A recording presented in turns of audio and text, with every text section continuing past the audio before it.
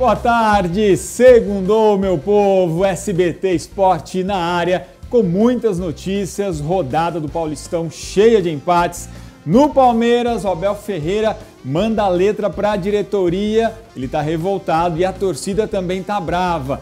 No Corinthians, mais um jogo ruim fora de casa. Na Copinha, o Santos está fora. Isso e muito mais a partir de agora. Ao meu lado aqui, Caio Esteves. E aí, Rodolfo? E aí? Mais uma semana? Mais uma. Bora, segundou, de fato. Segundou. Vamos pra cima, vamos pra cima. Faltou um pouquinho de gol essa rodada, né, cara? Pô, boa tarde pra todo mundo aí de casa primeiro. Um pouquinho mais de gol, né? Seria bom pra gente mostrar hoje aqui. Resultados meio fraquinhos, né? Mas a rodada vai se cumprindo aí, o Campeonato Paulista vai moldando as equipes. Vou mostrar pro pessoal como foi aí. E o primeiro clássico do Paulistão entre Palmeiras e São Paulo, choque rei, terminou sem gols, 0-0, mas o pós-jogo ainda está dando o que falar. Bora ver aqui, ó. Jogando diante dos mais de 40 mil torcedores, o Palmeiras meteu pressão no início do jogo, mas encontrou dificuldades em furar a defesa tricolor. O jeito foi arriscar de fora da área. Rafael Veiga tentou. Gabriel Menino também arriscou. No lado de São Paulo, a Arboleda teve chance de cabeça. No segundo tempo, o Palmeiras até marcou, mas Rony estava impedido. A pressão verde aumentou. Nesse lance, o Palmeiras pediu pênalti de Arboleda em cima do Piquerez, mas a juíza mandou seguir. Fim de jogo, Palmeiras 0, São Paulo também 0. Temos que atacar com mais paciência.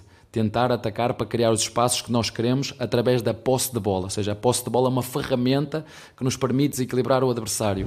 Eu acho que são 6 gols que nós sofremos nos 3 primeiros jogos do ano passado, que é uma média altíssima. Esse ano é uma amostra muito pequena, claro, mas é apenas um gol sofrido. A única coisa ruim é que nós temos poucos gols feitos também nesse início de ano. No saldo geral, melhor para o São Paulo, que acabou indo jogar lá no Allianz Parque e voltou para casa com uma vitória, com empate. Com empate, né? Não, sem dúvida, melhor para o São Paulo. O jogo foi meio equilibrado em diferentes momentos da partida, né, Rodolfo? Em determinado momento o Palmeiras estava melhor, depois o São Paulo conseguia reagir e melhorava no jogo. Fato é que bola na rede mesmo a gente não teve, mas a gente teve os goleiros trabalhando muito bem. Acho que principalmente o Rafael, que acho que mostrou mais segurança e tem mostrado nesse começo de temporada que pode ser o goleiro titular do São Paulo. E apesar do Rogério fazer ali uma política, né, na coletiva ele até falou, eu confio em todos os meus goleiros, tudo bem. Eu acho que o Rafael ele chegou para tomar conta da posição e é um cara muito seguro. Então assim, empate pelo que as equipes mostraram, ficou de acordo com o que foi o jogo, mas como você falou, melhor para o São Paulo.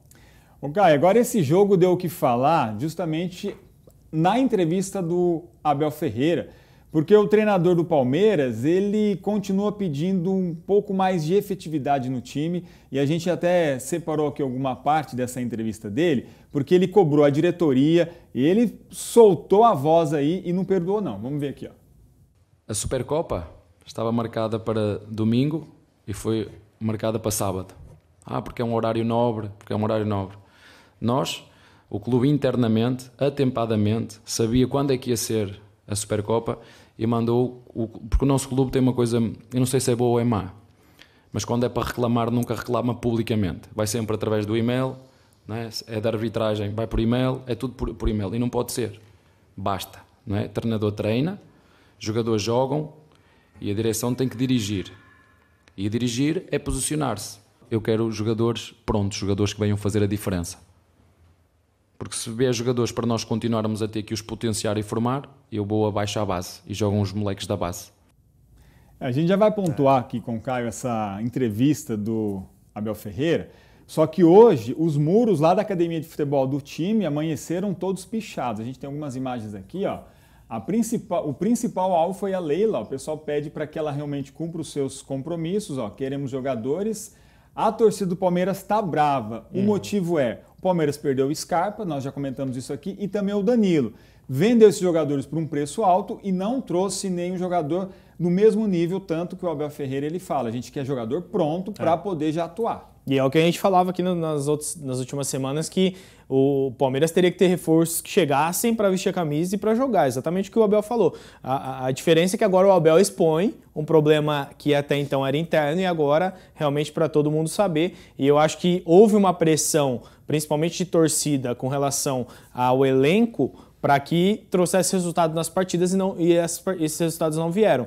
A Leila vai a público em determinado momento da semana passada, né? E fala que o Palmeiras vai contratar, que está de olho no mercado. Aí vem um clássico, você não traz ninguém, você empata. É claro que você vai deixar a torcida inflamada. Eu acho que o Abel Ferreira fez bem em expor. Acho que determinadas coisas você tem que realmente jogar para que a torcida saiba, porque o culpado, obviamente, não é ele. Ele deve até falar na coletiva, né? Um jogador, quando ele chega no Palmeiras, ele é aprovado pelo treinador, pelo scouting, pelo diretor de futebol e pelo presidente. Então, não é só o treinador que é responsável, não é só o presidente, tem que haver um conjunto, mas é lógico que a Leila, por ser a autoridade máxima do clube nesse momento, vai ser mais cobrada. Então a torcida do Palmeiras acho que tem até razão. Pichar é um negócio que eu não gosto, que eu não concordo, vandalismo, mas agora cobrar, eu acho que tem que cobrar mesmo. Essa questão que o Abel Ferreira falou sobre mudança de calendário, que a diretoria não se posiciona, foi justamente porque o jogo da Supercopa do Brasil, que vai ser disputado contra o Flamengo, que é o campeão do Brasileirão, contra o campeão da Copa do Brasil, seria inicialmente no domingo, a CBF antecipou para sábado, e o Abel disse que isso prejudica o time por quê? O Palmeiras jogou ontem e vai voltar a jogar agora na quarta-feira. Já o Flamengo jogou pelo Campeonato Carioca no sábado e vai jogar amanhã, ou seja, o Flamengo vai ter 3 dias para descansar e o Palmeiras apenas 2 dias de descanso. Essa que é a grande questão que o Abel acabou levantando. E eu acho que faz sentido você reclamar, porque se estava previsto numa data, você muda uma data e você favorece, querendo ou não, um outro lado, eu acho que faz sentido a reclamação, até porque um dia de descanso vale muito para esses times com o calendário do futebol brasileiro, como é muito complicado, jogo em cima de jogo, né, Rodolfo? Então, acho que a reclamação do Abel ela é oportuna nesse momento. O Abel é um cara que reclama muito, às vezes exageradamente, mas dessa vez eu tô com ele.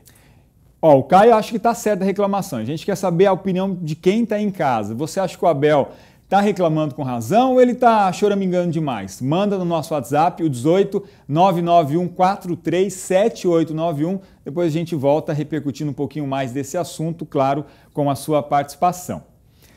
O Santos enfrentou o São Bernardo fora de casa e contou com um lance inesperado para não voltar para casa derrotado. O empate em 1-1, no fim, foi um alívio. Bora ver.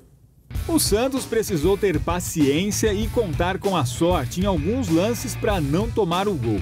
Diante de um São Bernardo intenso, o time da Vila apresentou falhas na marcação. Com dificuldades para criar jogadas, abusou das ligações diretas. O São Bernardo abriu o placar com Christian depois desse belo drible em cima do Maicon. Depois do gol, o São Bernardo se fechou e apostou nos contra-ataques em velocidade. Chegou a fazer o segundo, porém o gol foi anulado por impedimento. O Santos tentou reação, mas estava desorganizado em campo. Nesse lance, o time da Vila fez, mas o gol também foi anulado por impedimento. O empate santista foi praticamente no fim do jogo, aos 44 minutos. Marcos Leonardo desviou e Matheus Salustiano contra deixou tudo igual. Realmente é o terceiro jogo que a gente sai atrás e isso faz com que a gente tenha que trabalhar dobrado, triplicado em relação à parte mental, física, tática. Ressaltar que fisicamente a equipe tem respondido muito bem, porque as equipes adversárias estão sentindo muito no segundo tempo, caindo, cãibra, pedindo substituição e a gente está conseguindo no segundo tempo se sobrepor ao adversário. E o Santos volta a campo contra o Água Santa, vai ser na Vila Belmiro, quarta-feira às 9h30 da noite. Mais um empatinho chorado para o Santos, que estão reclamando bastante. O Falcão ele deu uma entrevista também reclamando de um suposto pênalti. Sim, e o gol parecia estar legal, né? Pelo menos no lance que eu vi no registro, no tiratema, o lance parece que tá legal e o gol mesmo assim anulado pelo VAR. Achei que o Santos foi um pouco prejudicado sim no jogo, Rodolfo. Mas acho que agora o Oder falou de algumas questões ali envolvendo sair atrás, a questão física. Acho que agora é a hora certa para ajustar isso, né? Claro que você não pode deixar a classificação escapar, mas também é um começo de temporada, ainda 3 jogos, muito pouco para o que esse time ainda vai produzir, ainda vai evoluir na temporada. É a mesma coisa do São Paulo de ontem que o Rogério Ceni estava falando na coletiva. O momento para ajustar, o momento para fazer troca, o momento para mudar é agora. Então, acho que vejo com normalidade essa oscilação em começo de temporada. Acho que todo time passa por isso, principalmente um time como o Santos que está começando um trabalho com o Odair, né? Agora é hora de falar do Corinthians, porque o Timão também vive uma montanha-russa. Em casa joga bem, fora de casa deixa a desejar. Sábado contra a Inter de Limeira ficou em um 0-0 sonolento. O Corinthians entrou em campo com um time misto e fez um jogo sem gols e sem emoção.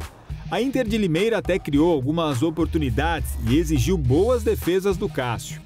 Do lado corintiano, Roger Guedes até tentou. No segundo tempo, com a entrada dos titulares que começaram no banco, a equipe do Corinthians até melhorou a movimentação, porém pecou na criação. Final de jogo, Inter de Limeira 0, Corinthians também 0. Jogo difícil, é começo de temporada, terceira partida, vejo evolução, vejo a gente conseguindo evoluir, tem muito a evoluir, tem muito a crescer. Hoje jogou uma equipe com muitos jogadores que não vinham jogando também, tiveram a oportunidade de estrear, caso do Bidu, teve que estrear o Rafa. Entre outros jogadores, então acho que é positivo, acho que nós temos que pontuar, buscamos um ponto aqui, agora temos uma próxima partida em casa para evoluir e melhorar e conseguir 3 pontos lá para tentar buscar a dianteira do campeonato. E o Corinthians, o próximo jogo será amanhã às 8 da noite contra o Guarani. Para essa partida o Timão terá os retornos de Fausto Vera e Maicon. Juliano, que sofreu entorse, ainda é dúvida, a gente vai ver aqui a provável escalação do Timão para o jogo de amanhã. Olha lá, Caio. Cássio, Balbuena e Gil, Fábio Santos, Duqueiroz, Maicon e Fagner, Renato Augusto no meio, voltando à titularidade, o Adson, Yuri Alberto e o Roger Guedes. Tem que ver o Romero, talvez possa ser que ele apareça de surpresa nessa escalação pela direita, foi testado agora, eu acho que ele tem mais potencial do que o Adson, pelo menos para começar o jogo, mas esse é o time titular do Corinthians, que o Corinthians tem começado os jogos nesse comecinho de temporada. Normal, né, Rodolfo? Mesma coisa do Santos que a gente estava falando, a oscilação. O jogo foi muito pesado contra a Inter de Limeira, o campo bem pesado, muito faltoso, muitos cartões, poucas chances para os dois lados. Mais uma vez o Cássio aparecendo quando tem que aparecer. Enfim, jogo ainda de começo de temporada, aquele jogo padrão meio estudado, muito pegado no meio campo. Corinthians com time misto, é bom lembrar, a zaga toda praticamente reserva e o meio campo também, o Cantilho jogou, não jogava há muito tempo. Então é um resultado que assim, é ruim, é óbvio, tinha que ter produzido mais, mas pelo que foi o jogo, que foi bem fraco o jogo, muitos poucos lances, acho que ficou de bom tamanho também o 0-0. Mas é um jogo que chama atenção, porque o Corinthians continua com o mesmo problema da temporada passada. Vai bem em casa, chega fora, não consegue pontuar, ou quando pontua, mais ou menos um empate, mas sofre para conseguir um pontinho. Isso no campeonato, por exemplo, o Paulista ainda consegue porque tem fase de mata-mata. Mas se continuar nessa toada no Brasileirão, por exemplo, é o que faz diferença, né? E você vê, ano passado era com o treinador e o problema era igual, né? Que era o Vitor Pereira, agora com o Lázaro. Assim, não dá para dizer que já é um problema crônico, porque 3 jogos só não quer dizer muita coisa. Mas o Corinthians, fato o Corinthians na arena é outro Corinthians e fora de casa joga de uma maneira, até agora, pelo menos nesse momento, bem pior. Vamos ver o que acontece aí, porque tem muita temporada pela frente, muito jogo. Uma pausa bem rapidinho no SBT Esporte. Na volta tem a classificação do Palmeiras na Copinha. Até lá.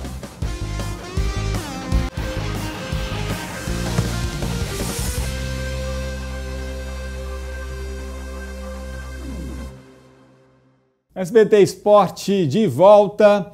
E o Mirassol, hein? Ainda não sabe o que é vencer no Campeonato Paulista. Depois de perder nas 2 primeiras rodadas contra Santos e Inter de Limeira, o Leão dessa vez conseguiu um empate contra o Botafogo e, enfim, fez o primeiro ponto.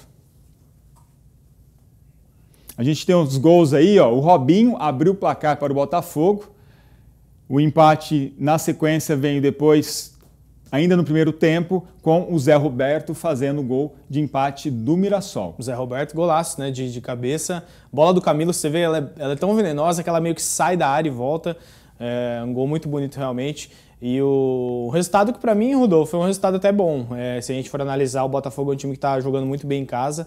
Mirassol consegue esse resultado aí de um empate fora. A temporada, claro, não começa da maneira como o Mirassol queria, mas com jogos muito difíceis, né? Você pegar um Santos na Vila é muito complicado e agora um Botafogo em Ribeirão. Acho que o Mirassol vai ter que saber se impor dentro de casa nos jogos que tem para fazer agora no Maião. Aí sim vai ter que fazer o seu jogo, vai ter que vencer as partidas, mas a temporada está só começando. Acho que o Catalá consegue reverter isso aí. A gente, inclusive, tem uma sonora aqui, uma entrevista do Ricardo Catalá, que falou um pouquinho sobre esse início de temporada do Mirassol. Se a gente puder já colocar aqui a entrevista do Catalá, ele vai mencionar sobre esse início do time. Vamos ver aqui, ó.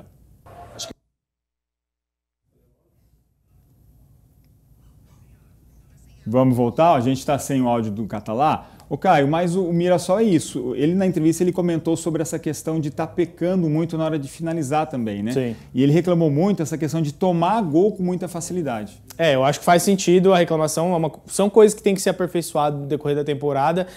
Mas o Mirassol, assim, olhando pelo menos o que o jogo mostrou, o Mirassol, para mim, acho que foi até superior ao Botafogo. Então, assim, são ajustes que têm que ser feitos. Até teve uma chance o Mirassol no final, acho que o Fernandinho, que ele quase virou o jogo, quase faz o gol. Então, são ajustes que precisam ser feitos ainda para o Mirassol melhorar. Mas o que o Mirassol tem mostrado, principalmente em volume de jogo, criação, eu tô gostando. Apesar o resultado é uma coisa, né, Rodolfo? Outra coisa é o desempenho em campo. O resultado ele não tá vindo até agora. Mas o time vai jogando bem. O time tá jogando bem os jogos. O time fez um bom jogo na Vila Belmiro, jogou bem agora novamente. Então, acho que até é um pecado se a gente analisar só pelo resultado e não pelo que o time está produzindo dentro de campo. O Mirassol ainda vai melhorar, acho que vai trazer os resultados.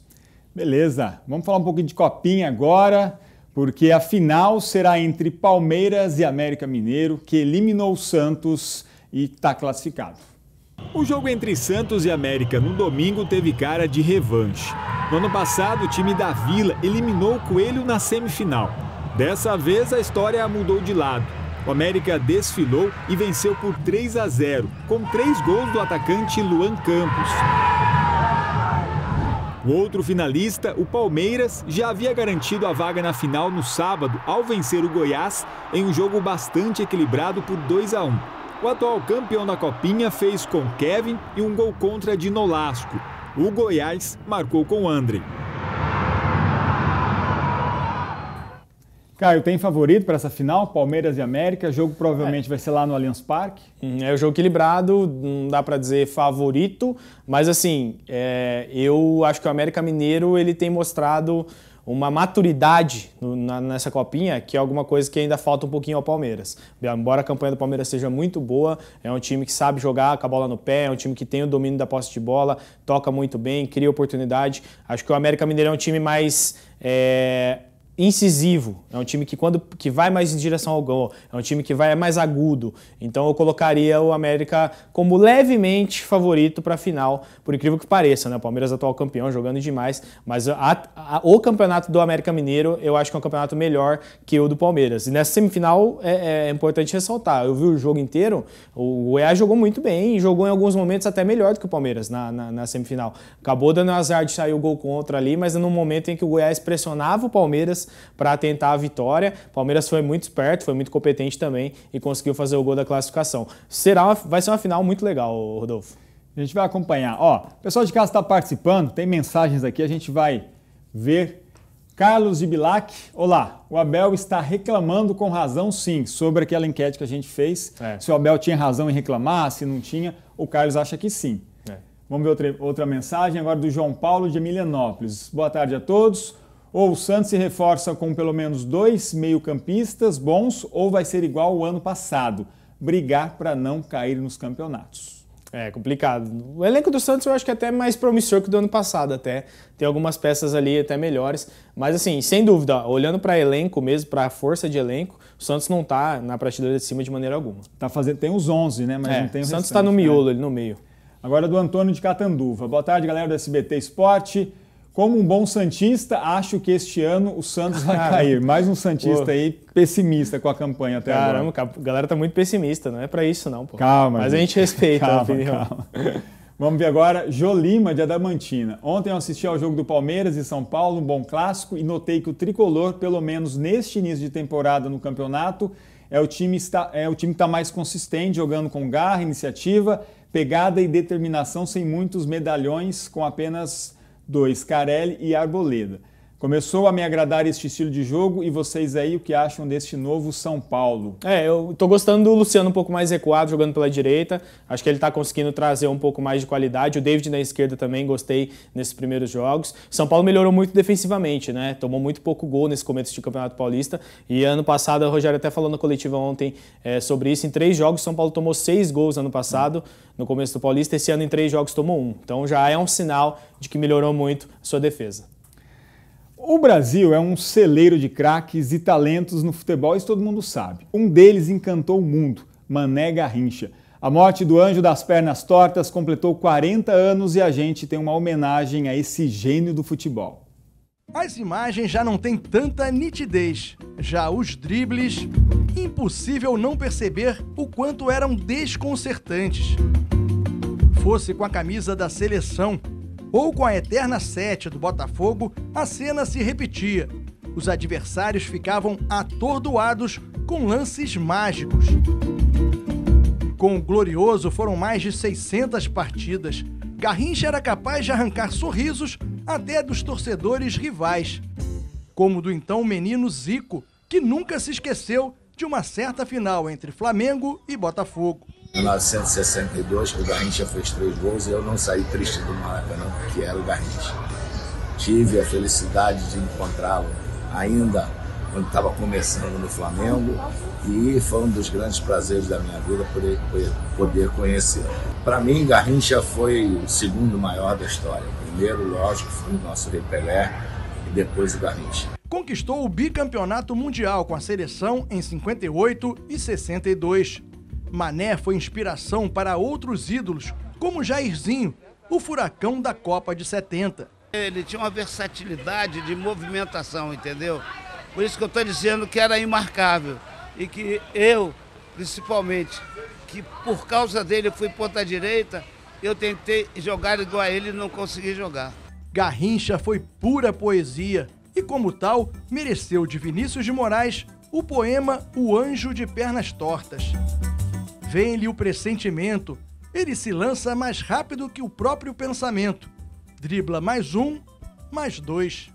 E foram mais de 280 gols, quase sempre entortando os adversários. Garrincha encantou o mundo com seu futebol alegre. Ele foi intenso em tudo que fez, dentro e fora dos campos. A alegria do povo nasceu na Baixada Fluminense, em Pau Grande, distrito de Magé. Operário de uma fábrica de tecidos, começou a jogar bola num campinho de terra batida. De um irmão, ganhou o apelido Garrincha, este passarinho que tem as pernas tortas. Era hábil também para driblar corações. Teve muitos amores e 14 filhos. Reconhecida por DNA, Rosângela guarda um orgulho sem tamanho do pai, apesar da pouca convivência. Gratidão. Eu nem sei como é que foi falar, porque foi o melhor do mundo, né? Gênio, Garrincha foi gênio. Pessoal, é isso. Muito obrigado. Até amanhã. Ótima tarde.